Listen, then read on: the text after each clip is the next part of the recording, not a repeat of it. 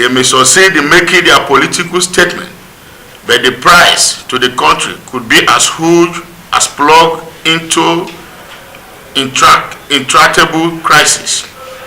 The crisis would in turn deny the country of investment opportunities. They would limit opportunities that will in turn influence the ability of stakeholders to get our people out of poverty. We can go on about how the circle of outcomes will continue to widen until even the architect of the plan to foment trouble would themselves be caught in the resulting backlash. But it is pertinent we go ahead to name these people in the hope that Nigerians will call them out and prevail on them to drop their plan and explore legal sanction options. Nyesom Wike to overwhelm and shut down Abuja with violent protests. The protesters will reportedly claim their actions are in response to the outcome of the election in Rivers State. The protests in Abuja will be used as a cover to infiltrate the nation's capital with militants, some of whom have trained as terrorists abroad. The intention is for this militant to blend with the population in Abuja and start planting bombs and attacking residents in terror attacks. These are series of threats. There are series of threats from the online unit of this militant that prove this aspect of the plan.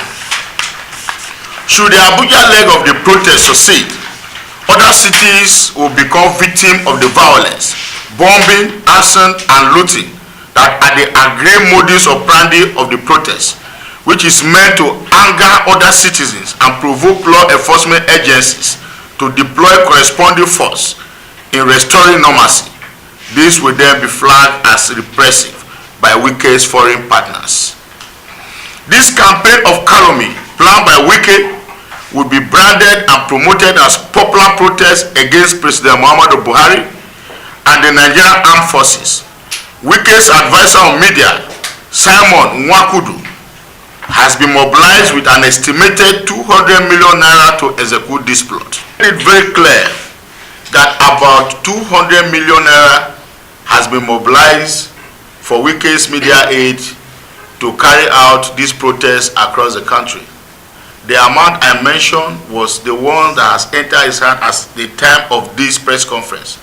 He's still mobilizing more funds as he's getting in touch with more losers of the 2019 elections.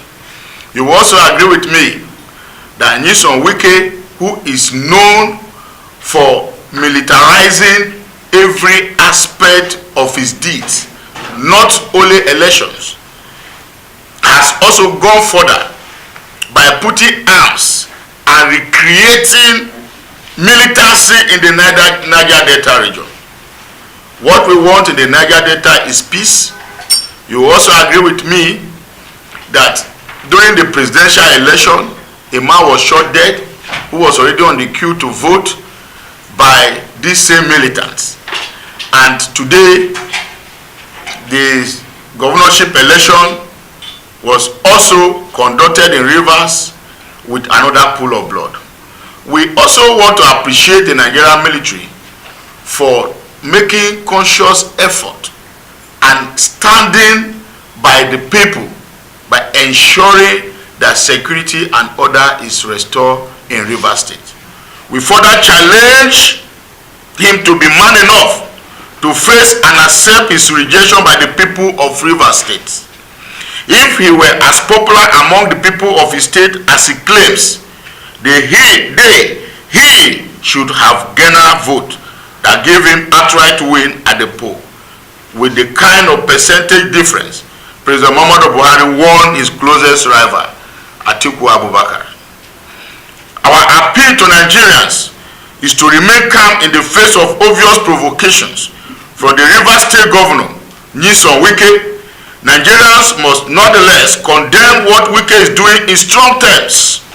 They must also be prepared to push Wike's barbarian out of the gate of their cities. Law enforcement agencies should be on high alert and be prepared to prevent the kind of breakdown of law and order be planned by Nyesom Wike and his co-travelers. So help us God.